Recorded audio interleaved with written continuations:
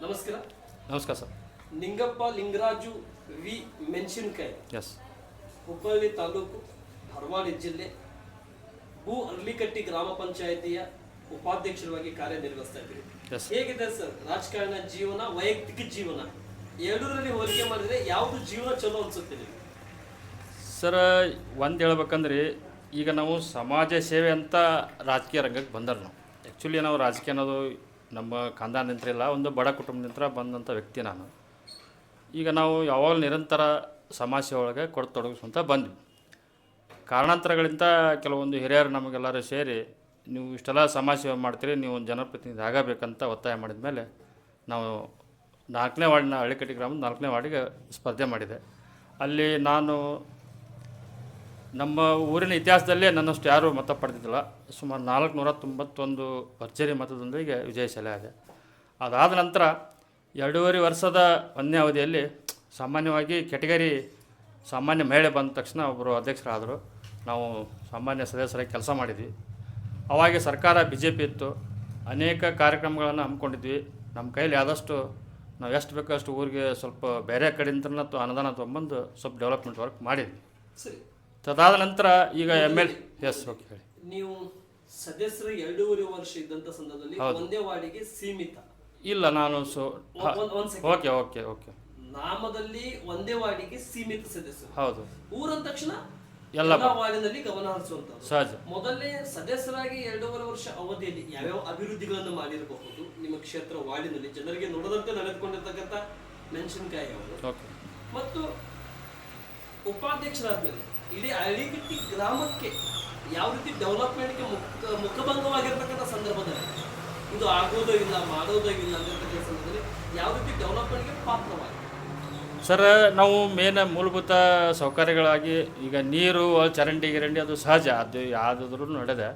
But ನಾನು ಸುಮಾರು 64 ಮಂದಿಗೆ ವೃದ್ಧಾಪ್ಯ ವೇತನ, ಅವು ಸಂಧ್ಯಾ ಸುರಕ್ಷಾ ಸ್ವತಃ ನಾನೇ ಮುತುವರ್ಜಿ ವಹಿಸಿ ಪ್ರತಿಯೊಂದು ಆಫೀಸ್ಗೆ ಯಾವುದೇ ₹1 ಇಸ್ಕೊಳ್ಳಾರ್ದೇ ನಾನೇ ಹೋಗಿಬಿಟ್ಟು ಅವ್ನು ಮಾಡಿಸ್ಕೊಟ್ಟು ಅವ್ರಿಗೆ ಫಲಾನುಭವಿಗಳಿಗೆ ಇವತ್ತಿನವರೆಗೂ ಅವ್ರಿಗೆ ದುಡ್ಡು ಬರೋಂಥ ಕೆಲಸ ಮಾಡಿದ್ದೀನಿ. ಆಮೇಲೆ ಪ್ರಧಾನಮಂತ್ರಿ ಉಜ್ವಲ ಯೋಜನೆ ಒಳಗಡೆ ಸುಮಾರು 164 ಸಿಲಿಂಡರ್ ನನ್ನ ವಾರ್ಡಿನಲ್ಲಿ ಕೊಡಿಸಿದ್ದೀನಿ. ಅಂದರೆ ಒಟ್ಟಾರೆ ಊರಲ್ಲಿ ಹೇಳಿದ್ರೆ ಜಾಸ್ತಿ ಆಗ್ತವೆ, ಬಟ್ ನನ್ನ ಊರಿನ ಅಷ್ಟೇ ನನ್ನ ವಾರ್ಡಿಂದ ಅಷ್ಟೇ ಹೇಳ್ಬೇಕಲ್ಲ, 164 ಕುಟುಂಬಗಳಿಗೆ ನಾನು ಸಿಲಿಂಡರ್ ಕೊಡಿಸಿದ್ದೀನಿ. ಮತ್ತು ನಮ್ಮ ಪ್ರಹ್ಲಾದ್ ಜೋಶಿ ಅವರು ಇದು ರಾಟಿ ಕಾರ್ಯಕ್ರಮ ಇತ್ತು ರೀ, ಇಲ್ಲಿ ತರಬೇತಿ ಇತ್ತು. ಆ ತರಬೇತಿ ಒಳಗಡೆ ನಾವು ಸುಮಾರು 63 ಮಂದಿ ನಮ್ಮ ವಾರ್ಡ್ಲಿಂದ ರಾಟಿ ಕೊಡುವಂಥ ವ್ಯವಸ್ಥೆ ಮಾಡಿದ್ವಿ. ಆಮೇಲೆ ಇವಾಗ ನೀವು ಹೇಳ್ದಂಗೆ ಏನಾರ ಡೆವಲಪ್ಮೆಂಟ್ ವರ್ಕ್ ಮಾಡ್ಬೇಕಂದ್ರೆ ಮೊದಲಿಗೆ NMR ಒಳಗಡೆ ಇದು ಕೇಳ್ತಾರೆ, ಏನು ಮೈಂಡೇಜ್ ಕೇಳ್ತಾರೆ. ಮೈಂಡೇಜ್ ಅಂದ ತಕ್ಷಣ ನಾವು ಕೂಲಿ ಕೆಲಸ ಮಾಡೋಕ್ಕಂದ ತಕ್ಷಣ ಈಗ ಹೊಸ ರೂಲ್ಸ್ಗಳು ಭಾಳ ಬಂದ್ಬಿಟ್ಟು ನಿಮಗೆ ಗೊತ್ತೈತಿ. ಈಗ ನಮ್ಮ ಕೈಲಿ ಎಷ್ಟು ಶಕ್ತಿ ಐತೆ ಅಷ್ಟು ಮಾಡಿದ್ವಿ ಸರ್.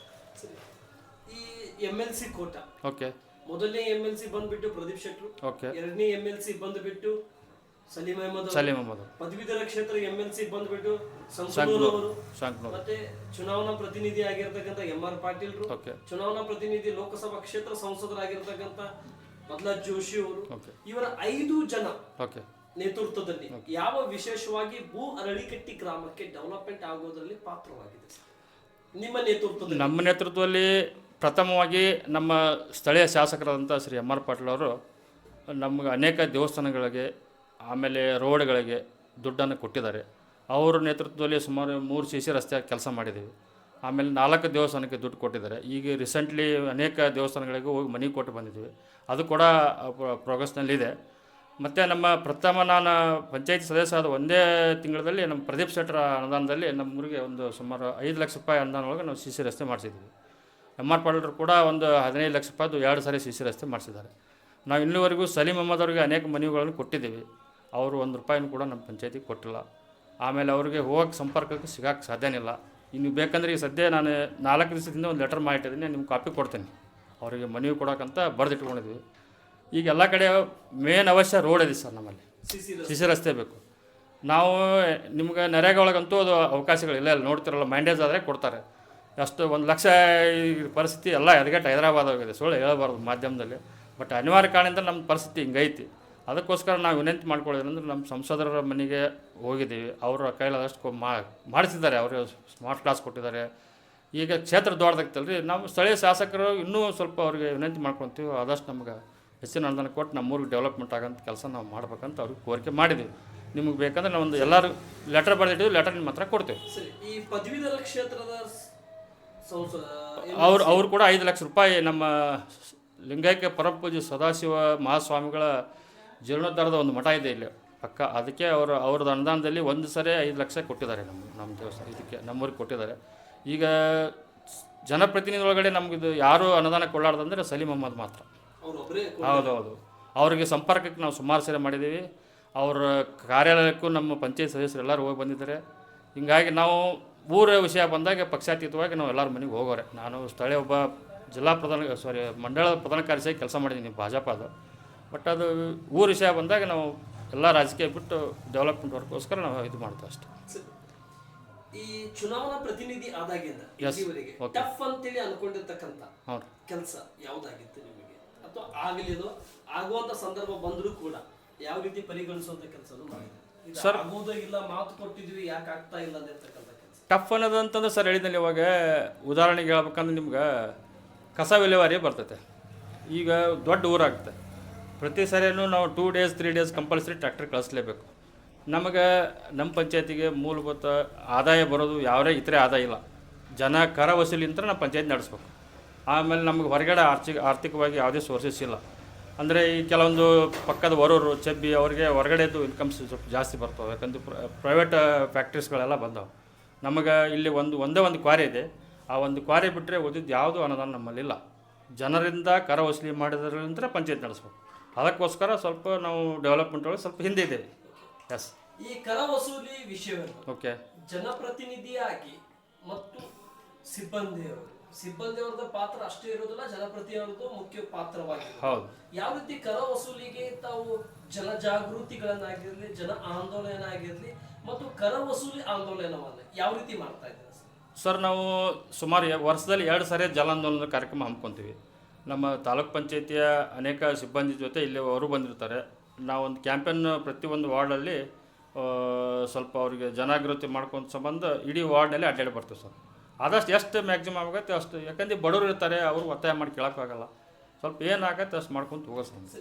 15ನೇ ಹಣಕಾಸು ಮತ್ತು ನರೇಗಾ ಯೋಜನೆಯಲ್ಲಿ ವಿಶೇಷವಾಗಿ ನಿಮ್ಮ ಗ್ರಾಮದಲ್ಲಿ ಯಾವ ಅಭಿವೃದ್ಧಿ ಆಗಿದೆ ಸರ್?